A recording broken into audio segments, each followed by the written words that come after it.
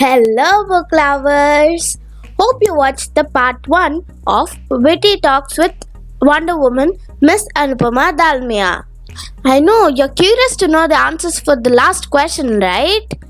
Come on, then let's check out part 2 in this video. Ma'am, what is the I see that you have a lot of friendly relations with a lot of people, and you have contacts with many people. So, how important do you think it is to have contacts and a friendly relations with people around? This is such a wonderful question. I have given so many interviews till date, and nobody has asked me this. And it's amazing. That's why I always say that kids are much more, creative.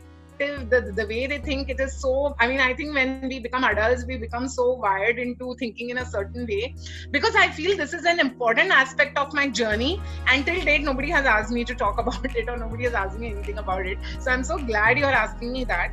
So yes, as you rightly said, I think maybe you might have seen my social media profiles that I do have a lot of friends, connects.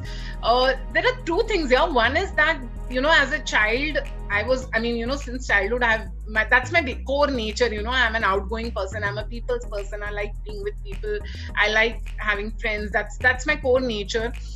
In all my, be it in school or in college, like engineering college, MBA college, at any stage of my life, I have found amazing friends. I've got immense love from all of them. And for me, particularly in my life, friends have always played a really major role in, if today we give credit to our parents, I think the next, after my parents, I would really parents, family. My husband has been very supportive. Of course, my daughter, she is a big news for me. But outside of family, I think friends also need to be given a lot of credit for what I am today, because they are not bound to you by blood relations. They are bound to you by heart.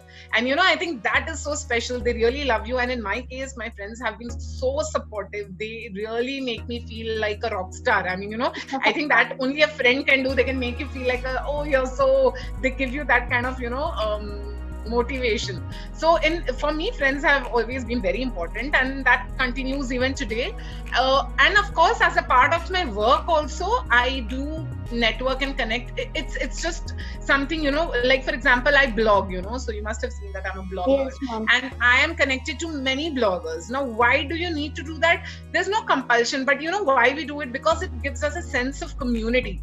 I think anything you do in life, if you have people with you, they won't walk the journey for you. Of course, nobody can walk the journey for us, but when people are with you, the journey just becomes more beautiful. It becomes, I think, love is what makes everything worthwhile. And so in my case, again, the people I network with, of course we say that it is for professional reasons, but to be very honest, it goes much beyond that. There is this sisterhood between us, and we really support and help each other. And I strongly believe in I don't believe in competition.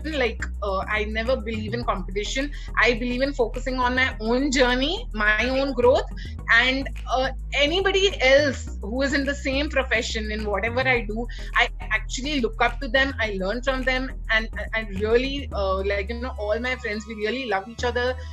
So that's why I was talking about, that sense of community. I think that is really important. Yes. And I would really like to give that message, to you and in other kids, that always grow up with that thought that, we all can grow together. There is nothing like if someone does better, then I am not good. No, we are all special, and it's just amazing to grow together.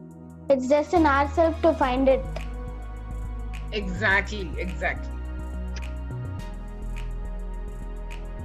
Ma'am, I've seen that you've written books, and also Arohi is the Amazon bestseller, right? So please tell us about Right. Anupama, the author, who has written a successful novel, Arohi. What were your thoughts while penning it down? Okay, Anupama, the author, I feel, is still shaping up, I mean, of course, because I have a long way to go and I have so many ideas in my head. And sometimes that's what happens as a writer. You think, oh, I want to write on this, I want to, there's so many ideas, but of course, when you sit down to write, it takes a lot of time. And coming out with a book is not just about writing. There is so much that goes behind it as well. You have Yes. to edit, you have to think of the cover, you have to think of so many other things which relate to it. So my first novella, actually it's a novella, I mean, it's a short story actually. It's called Arohi, and it was actually written for a competition. So I had the idea of that story in my head for a long time, and then I saw this Amazon competition which was in collaboration with Hindu, and they wanted us to submit stories for that. And I thought, why not write that story for this competition? And actually Arohi was written in a very, very short span of time because of the deadline of that competition. And I wasn't sure if I'll be able to make it, but I thought, okay, let me somehow. And I really sat down to continuously write and meet that deadline. And yes, the book was out, and it received much better response than what I thought it would. I mean, because first book, you're never sure. You just take it like, I don't know what I've written. And then when I actually got really good response, there were decent sales. So then I realized that, okay, this is a good start. And it's always very encouraging. So for me, I think it was a very, I would say a very humbling experience, as well as something which gave me a lot of confidence to write more. And for me, when I was writing Arohi, so that story idea is actually related to a social issue. So a lot of my stories generally are related to social issues or somewhere, something on those matters. And so even this one was related to that. And there is a little bit of a supernatural element in Arohi, like, not horror, but a little bit of it. And I am someone who is damn scared of horror. So, people joke that you're so scared of horror, and in your own story, you brought in supernatural elements. So, so I remember when I was writing in the night, one day it was quite late in the night. I mean, because I had to meet a deadline, so I was writing in the night.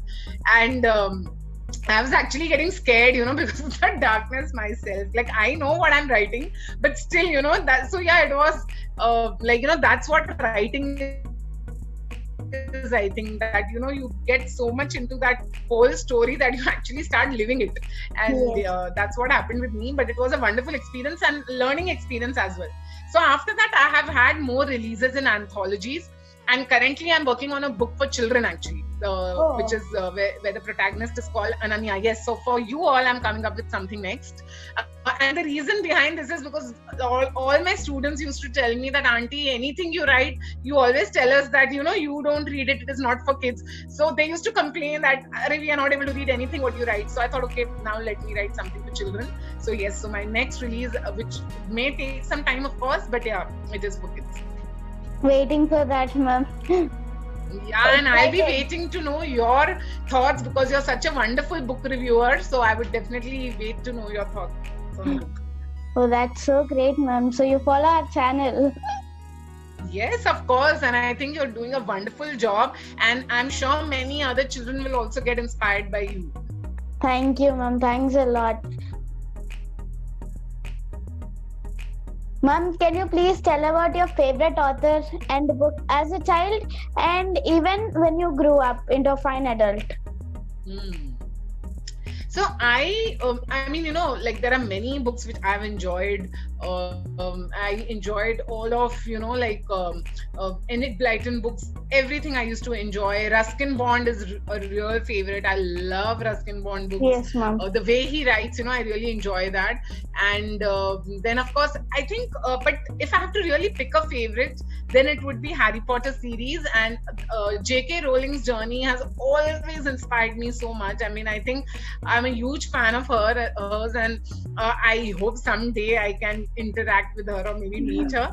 So Harry Potter has always been really special. And like I said, see, I enjoy books, I enjoy reading. So there are many, books and authors that I've loved. But yeah, if I have to really pick one, then it would be Harry Potter and J.K. Rowling. In fact, I watched the Harry Potter movies as well. Yeah. And I also enjoyed those. Usually, after reading a book, the movie, it's not so interesting at times. But in this case, I like the movies. And I think for me, whenever I feel that I'm not good enough, or maybe someone has not liked what I've written, I think of her, because you all know, right, that Harry Potter was rejected many times before it actually got Yes. published, and today it is a world bestseller. So About so I 100 always think of that. about 100 publishers have denied for Yeah. printing of that book, Right, and right. finally she So could so do I it. always think of that, and I always tell my students also this, that so that's why never be disheartened if somebody has rejected your work, or if someone has not liked it. You just have to believe in your ideas and keep working towards it. Yes, ma'am. Ma'am, can you please share a few tips on time management? Since I've seen you playing a lot of major roles like blogger, entrepreneur, an author, and especially a very good mentor, and finally a very good and successful mommy. How could you do that? 3 startups, your books, your classes, and how could you manage them? Yes. So time management, I think the key behind time management is, the most important thing is prioritization. You have 24 hours in a day. Now, of course, you can't do 20 things. So prioritize. I think that, and what happens is, a lot of times we ourselves don't know what is our priority. So think, sit, give yourself some time and think that, okay, today I have 10 tasks to do, but I can't do the 10 tasks. So maybe I should let go of, these tasks. What is more important? So the moment you start prioritizing, time management becomes much easier, and it is important to stick to the priorities. Now, for example, you have an exam tomorrow. Like, if I talk on the setup of, let's talk from the point of view of children. So suppose you have an exam and you want to watch maybe a movie. Now, will you watch the movie? No, right? Because you know that the priority that day is studying for the exam. Yes. So, so you may want to do 100 things in life, but you have to realize that you have 24 hours. The best way, like I said, for time management is, when you decided to do a certain thing, completely focus on it based on your priority, and always stick by priorities. Like in my life also, I'm into multiple things, but I don't do everything every day. Like, say, suppose I'm having beyond the box workshops in a week, back to back, then that week I'll not do dance related things. And right now in lockdown, anyways, I'm not doing it at the moment, but even otherwise, so whenever, even usual routine, so I try to balance, like, suppose if I have a huge dance event, then that week I might reduce on the other work, so you have to realize that you won't get everything. That acceptance is important, that I'm not going to get everything, so I need to get what means to me. For someone else, something else might be a bigger priority, but what is really important for me, that you need to identify, realize, prioritize, and then stick by it. And that's the best way, I think, to go about time management. And for kids, I know that sometimes it becomes a little difficult, because at that age you want to do everything, but slowly as you grow, you will get it. Like, you will be able to understand, okay, see, I have to prioritize and stick by it. And then you should not feel bad that, oh yeah, I wish I could have done that. No, you decided your priority, and so stick by it. Kuch nahi hua to it's okay, right? So yeah, The prioritization is important, right? Yes. And yes. ma'am, can you share a valuable advice of yours for those who aspire to set up their, new startups, and, for budding authors like me and my friends? Okay, sure. I think for anything you want to do, be it writing, be it entrepreneurship, where you want to, start a venture, anything what you do, what is really important is self-belief. You have to believe in your ideas, in what you want to do. Don't get bogged down if people around are not supporting. Of course, the support of people matters a lot. It does, give you that added boost.